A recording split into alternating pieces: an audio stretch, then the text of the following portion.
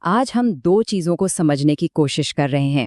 ایک طرف ہے ایک انتہائی پرخطر سمندری سفر اور دوسری طرف ہے ایک ایسے شہر کی کہانی جس کی تاریخ ہزاروں سال پرانی ہے۔ یہ کہانی ہے غزہ فلوٹیلا کی اور اس ورثے کی جسے بچانے کی کوشش کی جا رہی ہے۔ تو اس کہانی کی شروعات ہوتی ہے ایک پیغام سے۔ یہ پیغام ہے ایک پاکستانی سینیٹر کا جو غزہ جا رہے ہیں ایک امدادی مشن کے ساتھ، اور وہ کہتے ہیں کہ وہ اب ایک ہائی رسک زون میں داخل ہو رہے ہیں، مطلب ایک بہت ہی خطرناک علاقے میں۔ تو اس مشن کا نام ہے گلوبل سموتھ فلوٹیلا۔ سورس کے مطابق یہ ایک بین الاقوامی کوشش ہے۔ اچھا، تو اس مشن کا مقصد کیا ہے؟ بالکل صاف ہے۔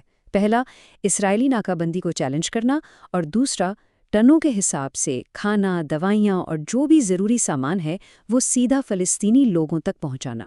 دیکھیں، اس قافلے میں لوگ کہاں کہاں سے ہیں؟ ترکی، آئرلینڈ، انڈونیشیا، بہت سے ممالک سے۔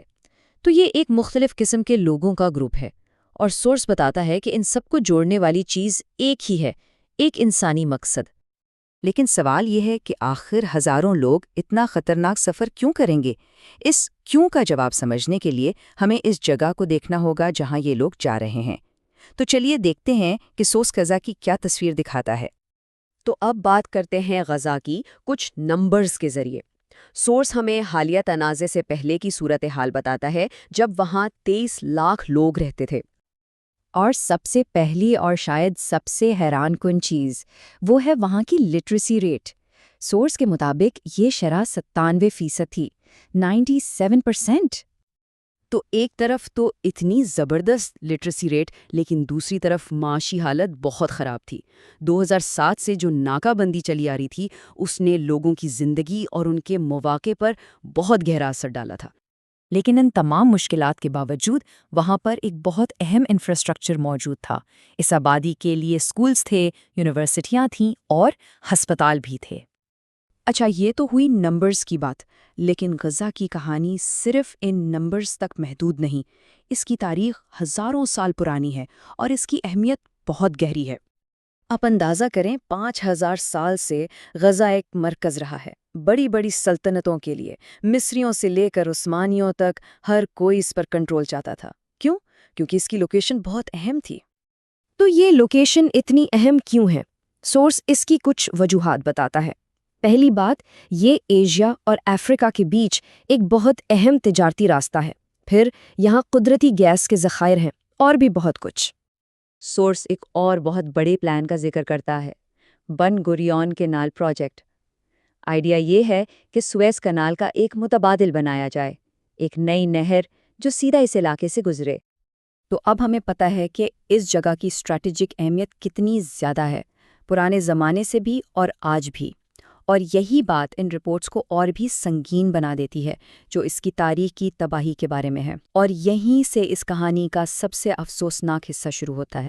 سب سے پہلے جامع مسجد العمری الکبیر۔ یہ غزہ کی سب سے پرانی اور سب سے بڑی مسجد تھی، لیکن اس کی تاریخ اس سے بھی پرانی ہے۔ یہ جگہ پہلے ایک مندر تھی، پھر ایک چرچ بنی، اور پچھلے 1400 سال سے یہ ایک مسجد تھی۔ اور سورس کے مطابق 1400 سال پرانا اسلامی ورثے کا یہ مرکز اب مکمل طور پر تباہ ہو چکا ہے۔ اس کے بعد ہے سیدنا ہاشم کا مزار، یعنی پیغمبر اسلام حضرت محمد کے پردادا کا مزار۔ مسلمانوں کے لیے اس جگہ کی روحانی اہمیت کا اندازہ لگانا مشکل ہے۔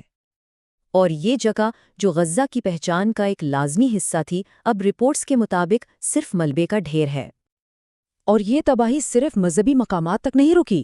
روزمرہ زندگی کے جو مرکز تھے، جیسے خان یونس جو ایک پرانا تجارتی اڈا تھا، یا سوق القیصریہ جو غزہ کا دل سمجھا جاتا تھا، یہ بھی اس کی زد میں آئے ہیں۔ تو بات صرف عمارتوں کی نہیں ہے۔ سورس کے مطابق یہاں ایک پوری تاریخ، ایک پوری ثقافت، ایک پوری پہچان کو مٹانے کی بات ہو رہی ہے۔ 1400 سال کا اسلامی ورثہ۔ اور یہیں آ کر ہم واپس اس فلوٹیلا پر آتے ہیں جہاں سے ہم نے شروع کیا تھا۔